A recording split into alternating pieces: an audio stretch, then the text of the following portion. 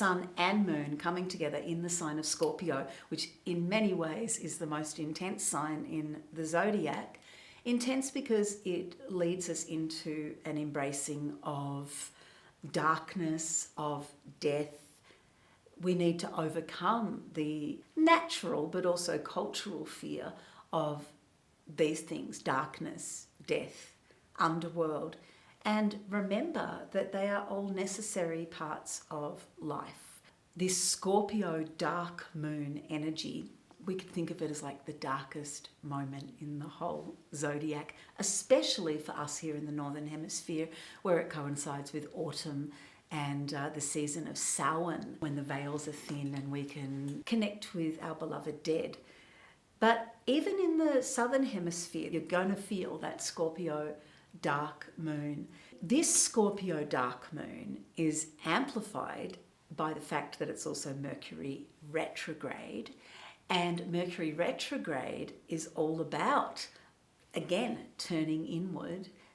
Remember, every dark moon asks us to turn inward, asks us to slow down and reflect and create some space. There's that cauldron of emptiness around the dark moon so that the new thing can incubate and then be born when that new crescent appears. So every dark moon has an underworld kind of vibe to it, but the Scorpio dark moon, Scorpio is the underworld of transformation, of change. We've got that Mercury retrograde saying, slow down, take time to reflect. This is about going over things that have already happened, reflecting on past occurrences, actions, maybe fixing things up, maybe going back and relearning something that there was a bit of a gap of when Mercury was direct. So it's a really good time to kind of go over and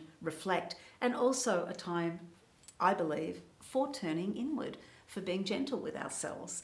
And the god Mercury, who's Hermes to the Greeks, he goes into the underworld all the time. He is the guide, he's the psychopomp, the guide of souls. When people die in the Greek mythos, they are led into the underworld by Hermes, who guides them in and graciously says, hey, don't freak out. I know this is different, but this is your new home now. Here's Persephone, here's Hades, And there's a kindness about that, a guide, a help, So I like to equate that Mercury retrograde time as Mercury isn't flitting around being all gorgeous and moving up and down between Olympus and everything. He's doing this deep, more private work, this shadowy work of helping us navigate darkness.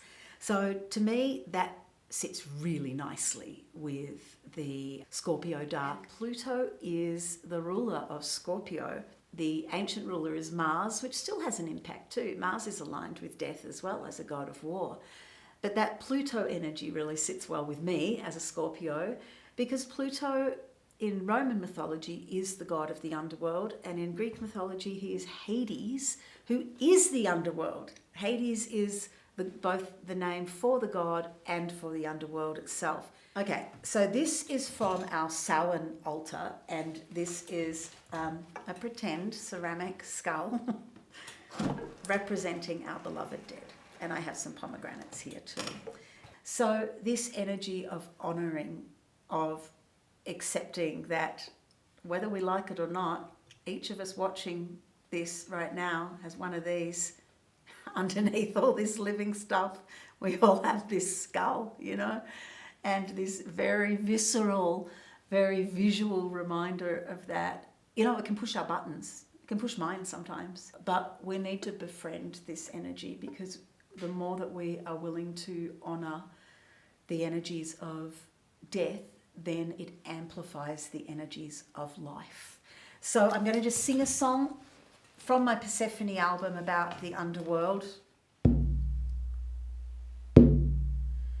Here within the land of shadow,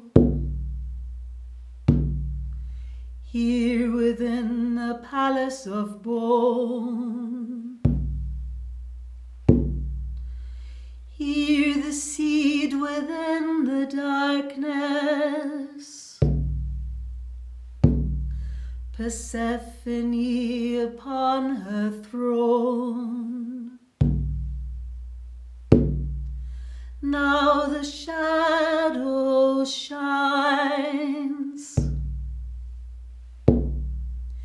in the palace of bone. Hear the queen within the darkness, the ruby queen upon her throne.